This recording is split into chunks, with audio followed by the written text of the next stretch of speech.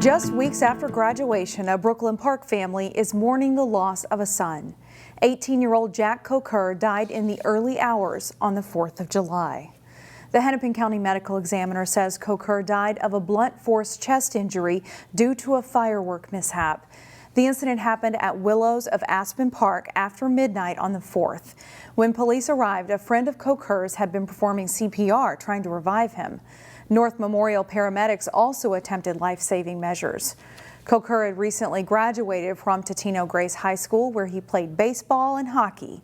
According to tributes on Facebook, he was set to begin classes this fall at the University of Minnesota, Duluth. Brooklyn Park police say the firework used in the accident was illegal in Minnesota. They say they responded to 60 calls related to fireworks complaints over the 4th of July weekend. Meanwhile, Brooklyn Park police are investigating a shooting in which a person was shot in the stomach. Police say it happened at about 5:15 p.m. Tuesday outside one of the buildings at the Huntington Place apartment complex. Brooklyn Park police say the shooting was not random and the victim may have known the shooter. As we went to air on Wednesday, no arrests had been made. Police say the victim remains in critical condition. At least we asked. That was the sentiment at the Robbinsdale City Council meeting on Tuesday as members discussed continuing to advocate for a light rail route that does not go down County Road 81. Robbinsdale Mayor Bill Blonigan asked for council approval to allow the city manager and himself to create a resolution and go before the Corridor Management Committee on July 14th. The resolution asked the governor, senators, and Congresswoman Ilhan Omar to push BNSF Railway to cooperate with the project so the line could run down the existing rail corridor. The resolution would have to be approved by members of the Corridor Management Committee, which includes 19 member cities and organizations. Plymouth is putting out the call for people to become part-time on-call firefighters. Reporter Sonia Goins has more on what it takes to serve the city. The new firefighters will serve 3 stations, and they'll have to be ready at a moment's notice. I would love to bring on at least 8 new part-time firefighters. Those Plymouth part-time on-call firefighters must be ready to respond to a variety of emergencies. They do everyday jobs until a fire call comes, then they transition to firefighting. Each on-call firefighter works an average of 10 to 15 hours a week. There are some physical requirements that go with it. I mean, it is a labor-intensive job when we're in the act of firefighting. Battalion Chief Steve Baker says recruiting part-time on-call firefighters can be challenging because of the requirements, like having to live within an 8-mile travel time to one of the city's 3 fire stations. Things have spread out a little bit more. People don't stay in the same community always as long. Jobs change more often than they used to. Candidates must be at least 18 years old, have a high school degree or equivalent, and be dedicated to serving the community. Helping somebody on what could be their worst day is probably the single most gratifying thing you can experience in your life. And if you haven't had the opportunity to do that, then I think everybody owes that to their community. If you're interested, you'll have to act soon. The job posting closes at 8 a.m. Monday, July 11th. In Plymouth, Sonia Goins, CCX News. On Wednesday in Maple Grove, an opportunity to give a long overdue thank you to veterans who served in Vietnam. We came home, we were ignored and told to just forget it and suck it up and just live.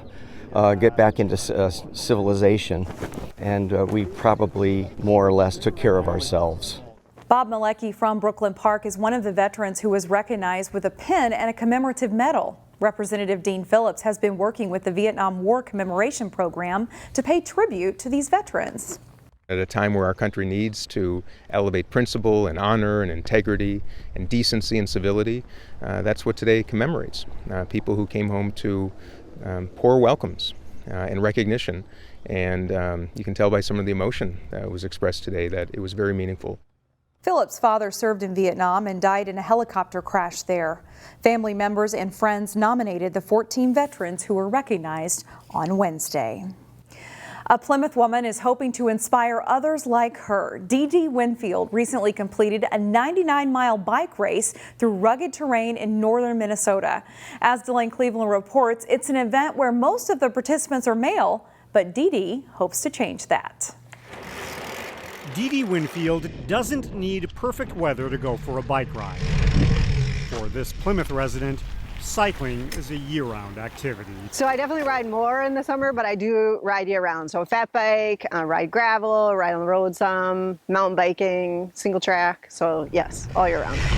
Hopping on a bike is part of her lifestyle. This is something that I get to do for myself. I kind of see it as a therapy, a release.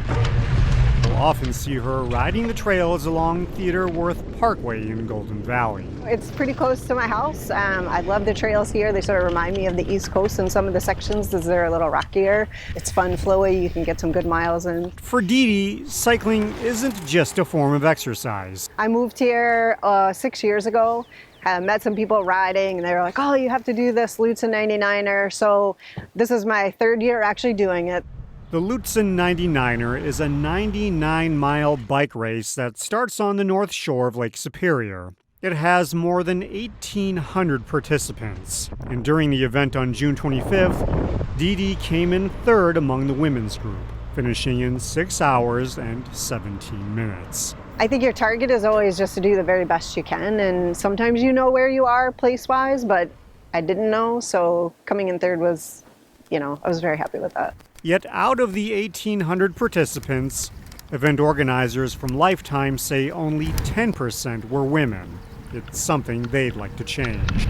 And Dee Dee is hoping to inspire other women to follow her lead. I think it would be awesome. It's always great to be out there cheering the women on. Everyone's so positive, so having more women in the field is always a great experience. In Golden Valley, Delane Cleveland, CCX News.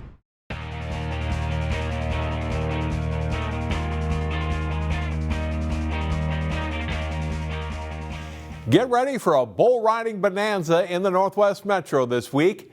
Jay Wilcox has more on the big Hamel Rodeo. It's that time of year again. The 41st Hamel Rodeo runs Thursday through Sunday at Corcoran Lions Park. Shorty Dorweiler fills us in on some of the details. Preparation's gone good. Yes, the cost, a lot of the costs have literally tripled since 2 years ago. Yes, we've got a real good group of contestants coming again this year. It's been tough for them because, when you're talking, $5 diesel fuel, it gets pretty expensive going up and down the road. We focus on the specialty acts here too. We've got Ryder Kiesner coming back this year. He's one of the top, he's in the top 5 in the nation of the specialty acts, probably in the top 3 of the nation. So, we don't skimp on those types of things. Last year we sold out 4 of the 5 performances. I think 2 of them, possibly 3, we sold out before the gates even opened. So, we're encouraging people to buy your tickets online. Don't wait to come to the gate. Hamel Rodeo is a nonprofit organization. It's owned 100% by 5 separate nonprofit civic organizations like the Lions Club, the Volunteer Fire Department, things like that. So all that money goes there. It's the top of the notch rodeo action, great specialty acts, and family entertainment. So anybody can come to the rodeo and have a good time. There are nightly performances at 7:30 Thursday through Sunday, plus a Saturday afternoon family day matinee. Tickets are going fast. Get them at hamelrodeo.org. Jay Wilcox, CCX Sports. Thanks, Jay. After not playing in 2020 and having a domestic teams-only event in 2021, the USA Cup Youth Soccer Tournament feels a little more international again this year.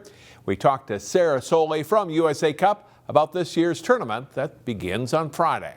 We're celebrating our 36th year. Again, it's about 10 days of play. We're going to have 950 teams coming from across the globe. We have referees and players coming from 19 different countries. We have states, 25 states represented, kids from Texas, from Utah, from Colorado. So we're really excited to bring everyone back to Blaine. It's been a while, and it's going to be so much fun. Yeah, no international players or teams last year, right, or referees? Correct. We had no international voice, which was all right. We still had fun, but this year's going to be spectacular. We have a boys and a girls team coming from Ukraine, so we're really excited to unite the world and play soccer. The 3-day tournament starts on the 8th, and then tell me about opening ceremonies and the week-long tournament. Yeah, we're very excited about opening ceremonies this year. Again, we did have it last year, but this year will be even bigger, more representation, obviously, from across the world. We expect to see more costumes. And Target, our title sponsor, is bringing a national headliner. I can't tell you who yet, but it will be very exciting. So we're very excited about opening ceremonies, and then the games will continue through the week, ending on Saturday with Championship Day. Anything else new for this year's tournament? I think you'll see a lot of activities across campus. Last year was a smaller return. There's definitely going to be more going on, more food, more energy. So yeah, there'll be a lot for everyone to do. Numbers are up this year. Do you hope to be back over 1,000 in 2023? Yeah, we definitely, we were excited to get almost to 1,000 in 2019. We were at 1,100 teams. I think we will get there next year. We've definitely taken a stronger recruitment path across the United States, and we're seeing more of those international teams looking to come back. Sarah, good luck with the tournament. Thank you so much. Thanks for coming out. The 3-day USA Cup weekend tournament starts Friday morning with the week-long Cup tourney getting underway on Tuesday. That's all for sports. More news after this.